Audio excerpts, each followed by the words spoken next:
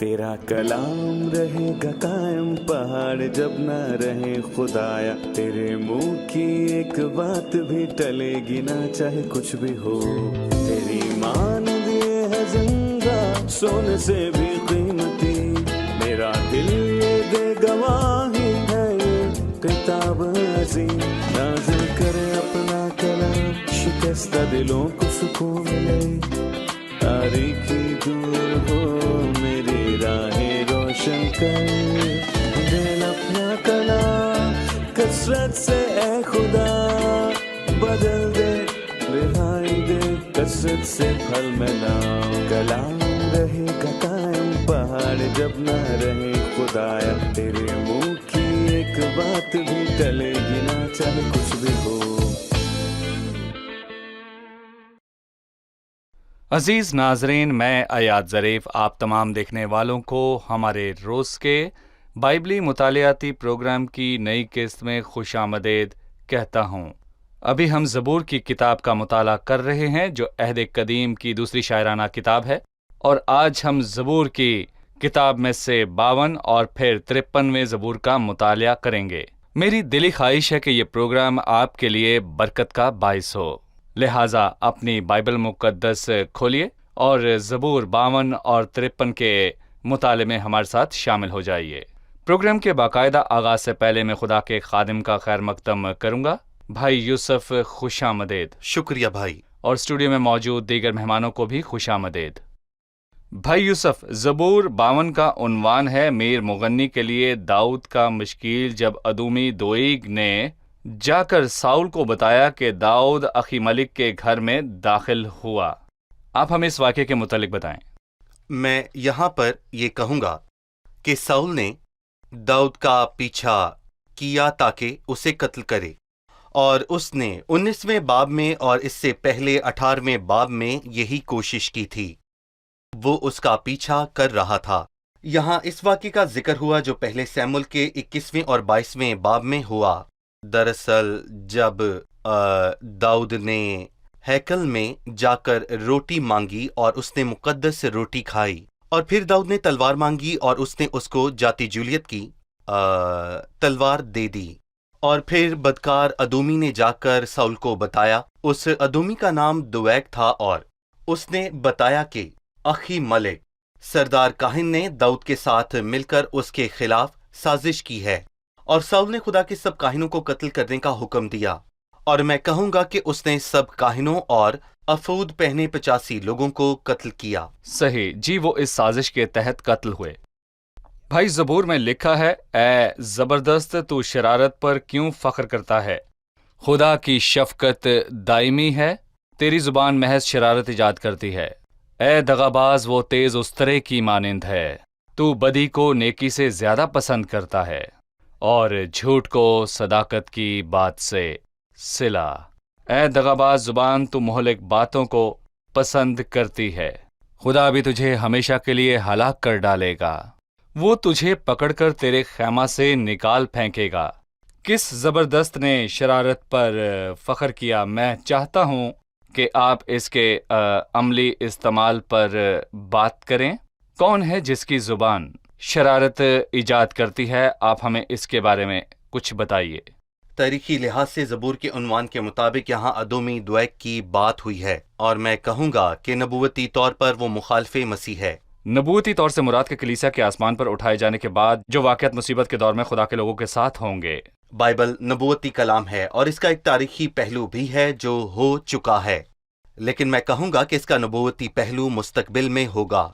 बड़ी मुसीबत का दौर आने से पहले कलीसिया आसमान पर उठा ली जाएगी, और यहाँ पर मैं कहूँगा कि दगाबाजी को ज़बरदस्त कहा गया। इसके लिए और चीज़ें भी कही गई हैं। मिसाल के तौर पर तेरी ज़ुबान महज शरारत ईजाद करती है, ए दगाबाज, वो तेज उस तरह की मानिद है, तू बदी को नेकी से ज्यादा पसंद करता है। ज़बूर 45 मसीह के बारे में है कि उसकी जुबान कैसी है। तू बनी आदम में सबसे हसीन है और तेरे होंठों में लताफत भरी है। जी बिल्कुल, तेरे होंठ लताफत से भरे हैं। और उसने तीसरी आयत में कहा, तू बदी को नेकी से ज्यादा पसंद करता है और झूठ को सदाकत की बात से। ज़बूर 45 उसकी 7वीं आयत में लिखा है, तूने सदाकत से मोहब्बत रखी और बदी से नफरत, مسیح اور مخالف مسیح میں کتنا فرق ہے؟ ان کے نام سے ہی پتہ چلتا ہے یہ ایک دوسرے سے کتنے فرق ہیں۔ وہ نہ صرف مسیح کے خلاف ہے کہ نہ صرف وہ اس کے تخت کو چھینے بلکہ اس کی خصوصیات اس سے بالکل ہی مختلف ہیں۔ ایک کو نیکی اور راستی سے محبت ہے اور دوسرے کو بدی اور بدکاری سے۔ اور پھر میں کہوں گا کہ 5ویں آیت میں بڑے ہی واضح طور پر لکھا ہے، خدا بھی تجھے ہمیشہ کے لیے ہلاک کر ڈالے گا۔ یہ مخالف مسیح ہے، وہ پکڑ کر آگ کی جھیل میں ڈالا جائے گا ہمیشہ ہمیشہ کے لیے۔ اور لکھا ہے کہ خدا بھی تجھے ہمیشہ کے لیے ہلاک کرے گا۔ مسیح کے نام کو سارا جلال ملے لکھا ہے، اسی لیے خدا نے ہمیشہ کے لیے تجھے مبارک کیا۔ صحیح، کتنے خوبصورت الفاظ ہیں۔ یہی مسیح اور مخالف مسیح میں فرق ہے۔ جی مسیح کا نام مبارک ہے۔ صحیح۔ ہم ایک وقفے کے بعد مہمانوں کے سوالات کے ساتھ حاضر ہوں گے۔ ناظرین، ملتے ہیں ایک چھوٹے سے وقفے کے بعد، ہمارے ساتھ رہیے۔ ہم زبور 52 میں دیکھتے ہیں کہ انسان اپنی بدی اور ناانصافی پر فخر کرتا ہے۔ یہ نبوتی طور پر مخالف مسیح کا ذکر ہے، جھوٹا نبی جو بڑی مصیبت کے دور میں کلیسیا کے آسمان پر اٹھائے جانے کے بعد ظاہر ہوگا۔ مخالف مسیح اس کا آغاز کرے گا، وہ اپنے گناہوں پر فخر کرے گا، سب گناہگار اس سے محبت رکھیں گے، دنیا میں کوئی اس کا سامنا نہیں کر سکے گا سوائے خدا کے۔ پر جب مسیح زمین پر آئے گا تو وہ گناہ کے فرزند کو شکست دے گا۔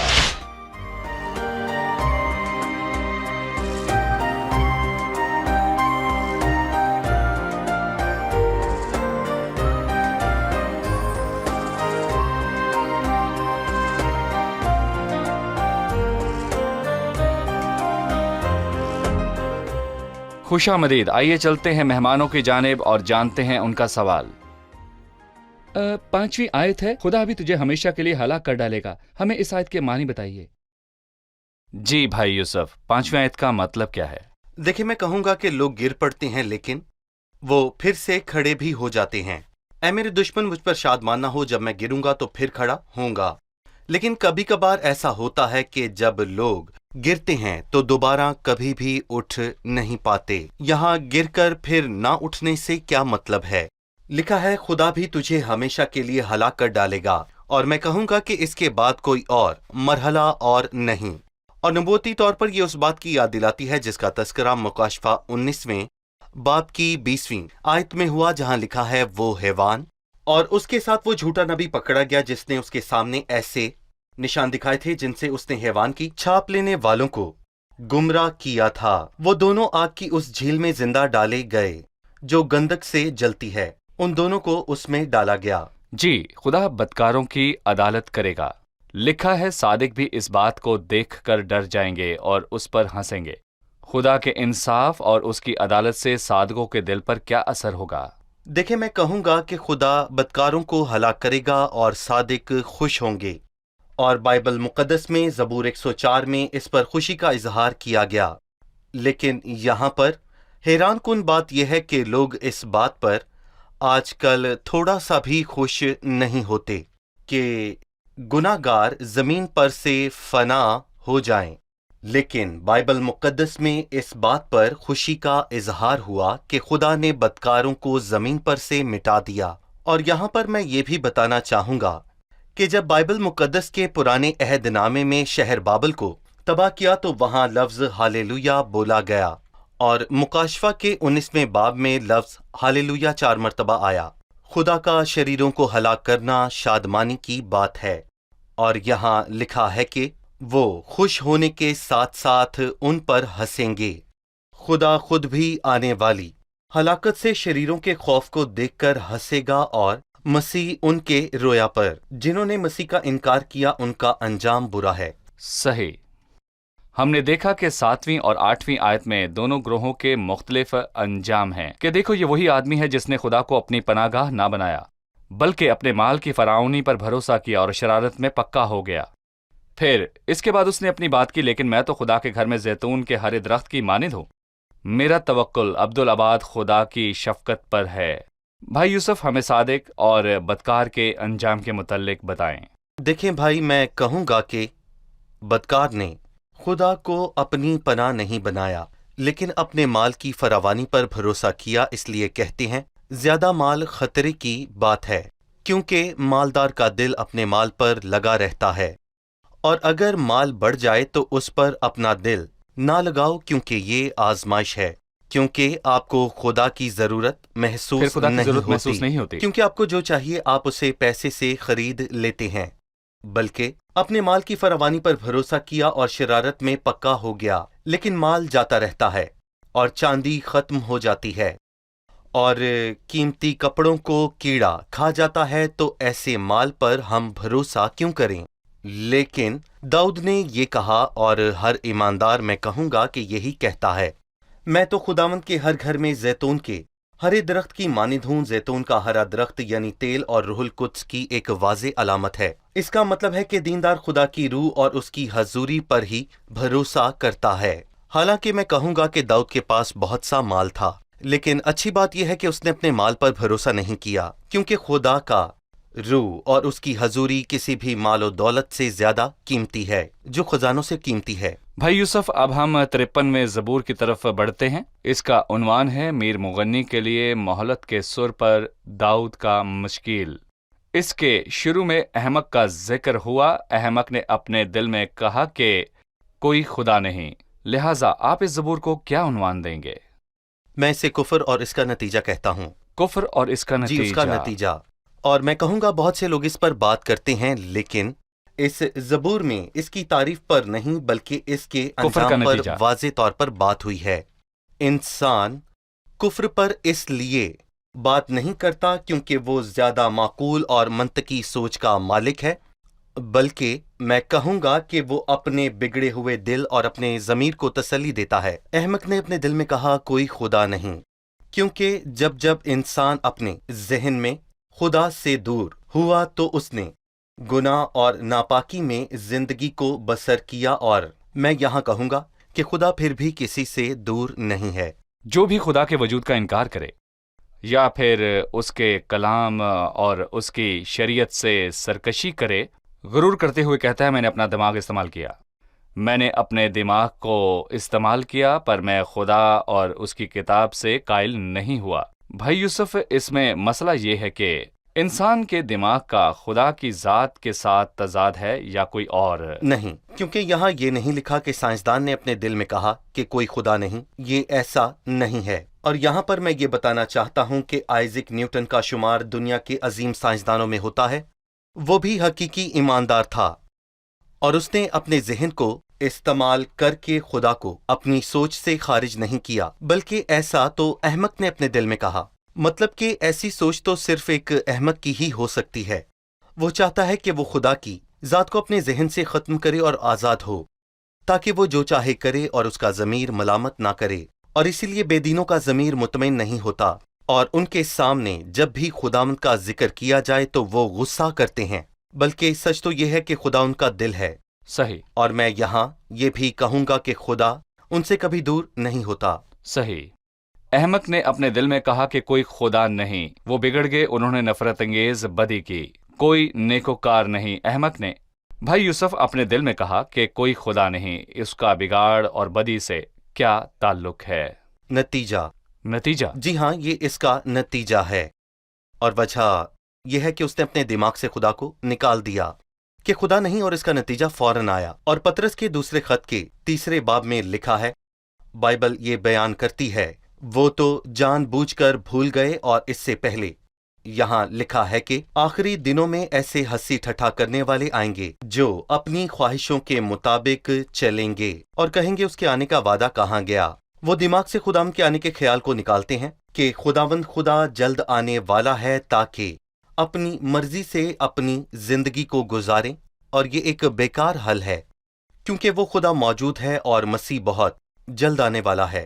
اور میں کہوں گا کہ اس کے علاوہ کسی اور بات کا اعلان کرنا اس مسئلے کا حل نہیں ہے، کیونکہ ان کو خدا کے سامنے کھڑے ہو کر عدالت میں پیش ہونا ہوگا، اور بے شک وہ کہیں گے کہ کوئی خدا نہیں، اور بے شک یہ ان کے دماغ کی نہیں بلکہ ان کے بگڑے دل کی بات ہے۔ جی ٹھیک ہے بھائی یوسف، میں آپ سے پوچھنا چاہوں گا، مجھے ایسے لگتا ہے کہ یہ زبور 14ویں زبور سے بہت ملتا جلتا ہے۔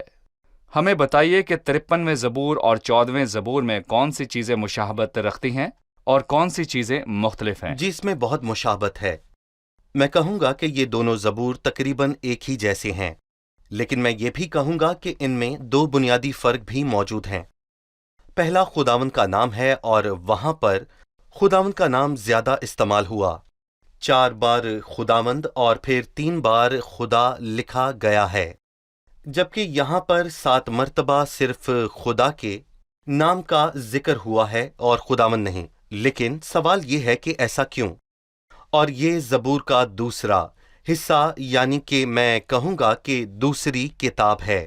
تب بچے ہوئے لوگوں کو اس ملک سے نکال دیا تھا، اور خداوند جس نے ان سے وعدہ کیا تھا اور جس کی عبادت کے لیے وہ ہیکل میں جاتے تھے وہ نہیں ہے، پر اس کی مخلوق کے ساتھ اس کے تعلق سے خدا کا نام موجود ہے، اور اسی لیے زبور 54 میں 7 بار خدا کے نام کا واضح ذکر ہوا ہے، پر وہاں 4 مرتبہ خداوند اور 3 مرتبہ خدا کے نام کا ذکر ہوا۔ یہ پہلا فرق ہے۔ دوسرا فرق 5ویں آیت میں ہے، مثلاً وہاں ان پر بڑا جی، خوف چھا گیا، گویا خوف کی کوئی بات نہ تھی، کیونکہ خداوند نے ان کی ہڈیاں جو اس کے خلاف خیمہ زن تھے بکھیر دیں۔ اور زبور 14:5 میں لکھا ہے، وہاں ان پر بڑا خوف چھا گیا کیونکہ خداوند صادق پست کے ساتھ ہے۔ ان دونوں آیات میں فرق ہے۔ زبور 14 میں شریروں پر بڑا خوف چھا گیا، وہ صادق سے ڈرے کیونکہ خدا صادق پست کے ساتھ ہے، صحیح۔ جبکہ 53 زبور میں لکھا ہے، وہاں ان پر بڑا خوف چھا گیا، گویا خوف کی کوئی بات نہ تھی۔ ان دونوں آیات میں یہاں پر فرق ہے، کیونکہ خدا نے ان کی ہڈیاں جو تیرے خلاف خیمہ زن تھے بکھیر دیں، کیونکہ خدا 3.5 برس کے بعد ظاہر ہو کر دشمن کو نکال دے گا، سب قومیں اور صادق ڈر جائیں گے، لیکن اس نے لکھا کہ خوف کی کوئی بات نہ تھی، کیونکہ خدا نے ان کی ہڈیاں بکھیر دیں جو صادق کے خلاف خیمہ زن تھے۔ صحیح، بہت شکریہ۔ ہم ایک وقفے کے بعد مہمانوں کے سوالات کے ساتھ حاضر ہوں گے۔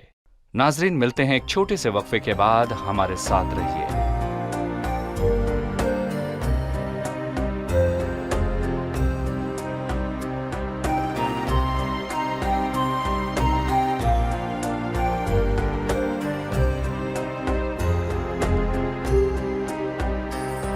خوش آمدید۔ آئیے چلتے ہیں مہمانوں کی جانب اور جانتے ہیں ان کا سوال۔ چھٹی آیت ہے، کاش کہ اسرائیل کی نجات صیون میں سے ہوتی۔ اس آیت کے معنی بتائیں۔ کاش کہ اسرائیل کی نجات سیون میں سے ہوتی، ان الفاظ کا کیا مطلب ہے؟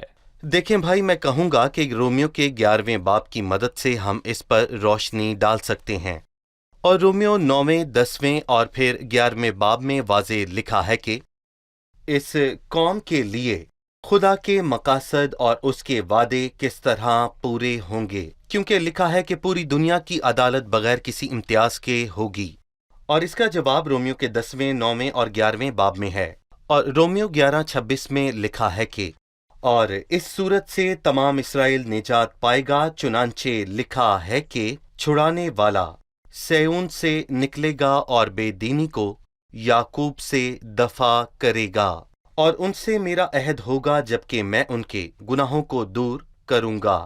سو سہون یا یروشلم کے شہروں سے خداوند آئے گا، اور وہ اترے گا اور زیتون کے پہاڑ پر اپنے پاؤں رکھے گا۔ رومیو 11 میں لکھا ہے، مسیح ہمارا نجات دہندہ سیون سے آئے گا، وہی چھڑائے گا اور نجات دے گا، اور اسی لیے لکھا ہے کہ کاش کہ اسرائیل کی نجات سیون میں سے ہوتی، اور اسرائیل مشکل اور پریشانی میں ہوگا، دشمن اس کو گھیر لیں گے اور تباہ کریں گے، لیکن خداوند اپنے مقررہ وقت میں آئے گا۔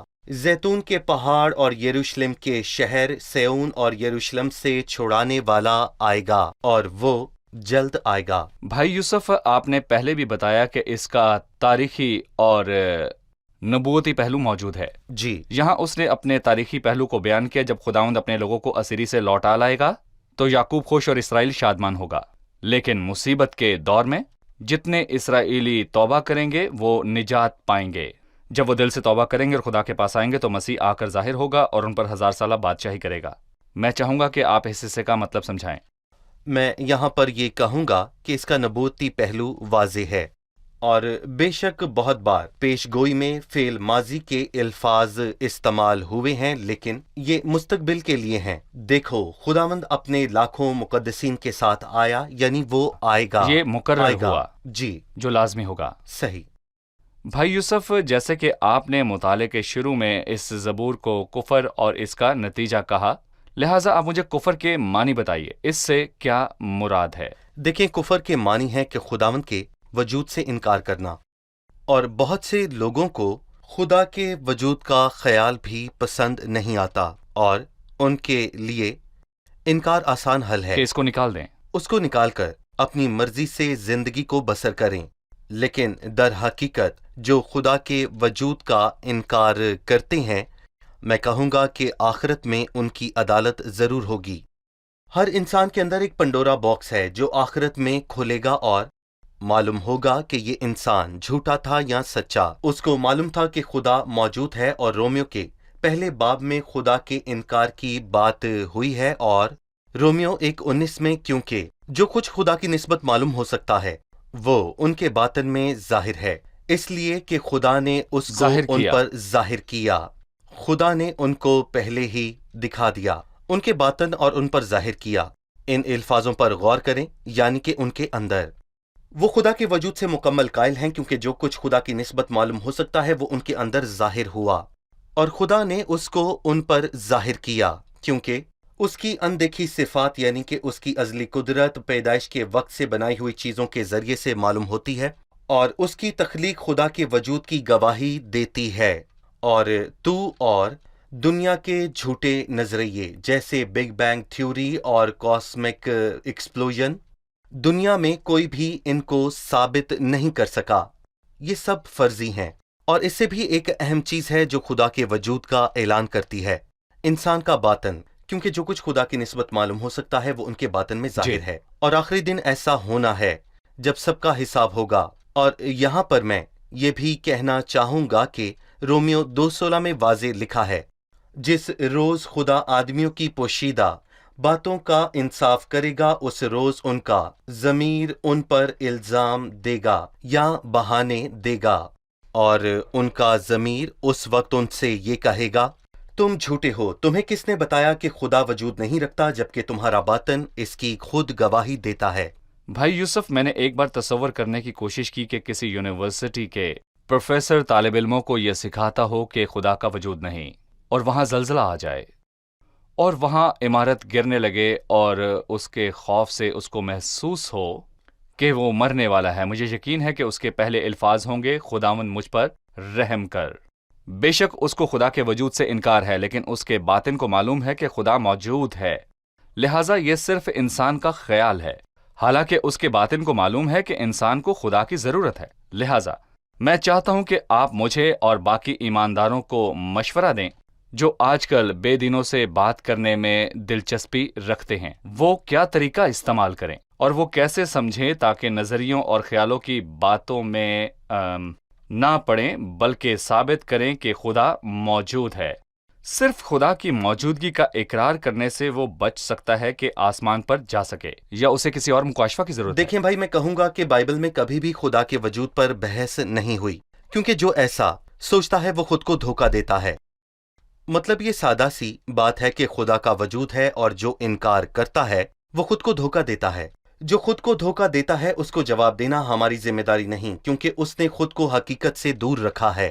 یہ ایسا ہی ہے کہ حقیقت کا انکار کرنا اور خود کو اس سے دور رکھنا تاکہ آپ اس کو جھوٹ ہی سمجھ سکیں۔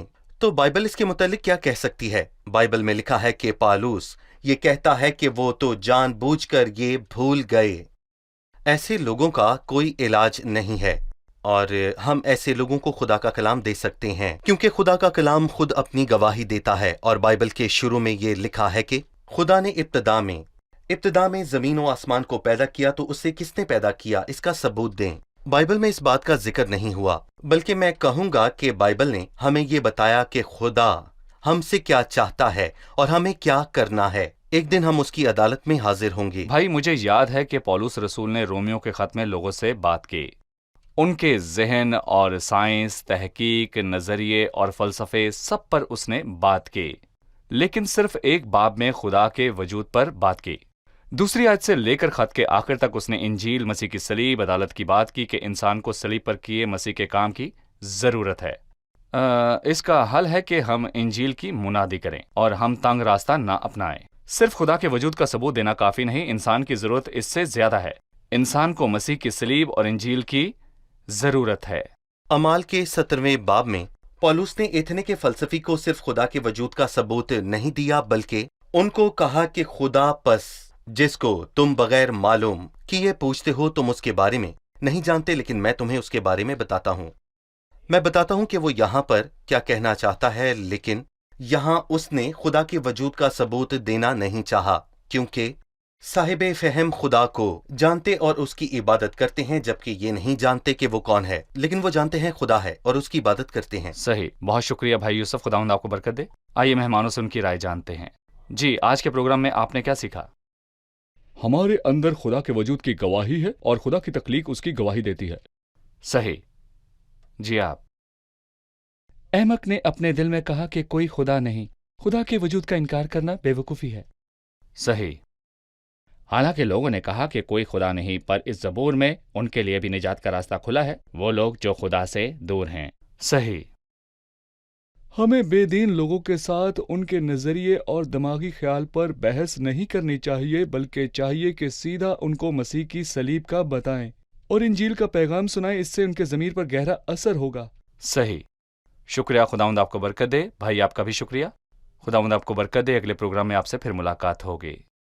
عزیز ناظرین، بائبل میں انسان اور اس کے دل کے متعلق یہ الہی حقیقت بیان ہے کہ وہ سب کے سب پھر گئے، وہ باہم نجس ہو گئے، کوئی نیکوکار نہیں، ایک بھی نہیں۔ انسان کی نسل میں سے کوئی نیکوکار نہیں۔ ان کے دل کے بگاڑ اور جہالت کی وجہ سے وہ خدا اور اس کے منصوبوں سے دور ہوئے۔ کوئی نیکوکار نہیں، ایک بھی نہیں۔ تو لوگوں نے کیا کیا؟ انہوں نے شفقت اور اچھائی کے اعمال پر تکیہ کیا کہ خدا کو مطمئن کریں، کوئی نیکوکار نہیں، ایک بھی نیکوکار نہیں۔ بگڑے ہوئے دل سے فقط برائی پیدا ہوتی ہے۔ باہر سے اچھے اعمال دکھائی دیں تو بھی خدا کی آنکھیں نیت کو دیکھتی ہیں۔ عزیزو، اچھا کام یہ ہے کہ مسیح کو قبول کریں، اس کے صلیب پر کیے کام کو قبول کریں، مسیح کو قبول کریں اور وہ الہی فطرت حاصل کریں جس سے پھل آئے، آپ ایمان کا پھل لائیں اور خدا کے لائق بنیں۔ مسیح کو قبول کریں اور اس کے ساتھ تعلق قائم کریں، تب آپ کو نئی زندگی اور پھل اور عزت دار زندگی کا احساس ہوگا، اور پھر آپ جانیں گے کہ ابدی سلامتی اور حفاظت اور ابدی ضمانت کیا ہوتی ہے۔ اگلی قسط میں پھر ملاقات ہوگی۔ خداوند آپ کو برکت دے۔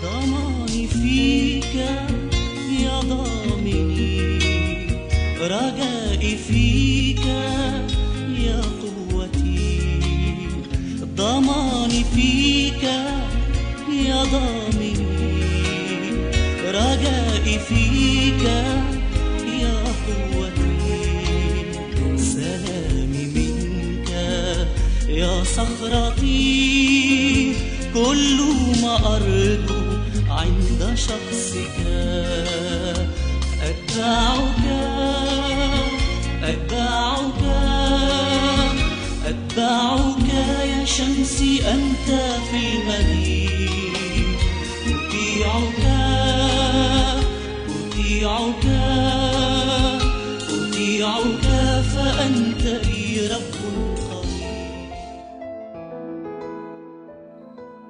تیرا کلام رہے گا قائم، پہاڑ جب نہ رہے خدایا، تیرے منہ کی ایک بات بھی ٹلے گی نہ، چاہے کچھ بھی ہو۔ تیری مانند یہ ہے زندہ، سونے سے بھی قیمتی، میرا دل یہ دے گواہی ہے، یہ کتاب عظیم۔ نازل کرے اپنا کلام، شکستہ دلوں کو سکون ملے، تاریکی دور ہو میری راہیں روشن کر، دل اپنا کلام کثرت سے اے خدا بدل دے، رہائی دے کثرت سے پھل ملاؤ۔ کلام رہے گا قائم، پہاڑ جب نہ رہے خدایا، تیرے منہ کی ایک बात भी टलेगी ना चाहे कुछ भी हो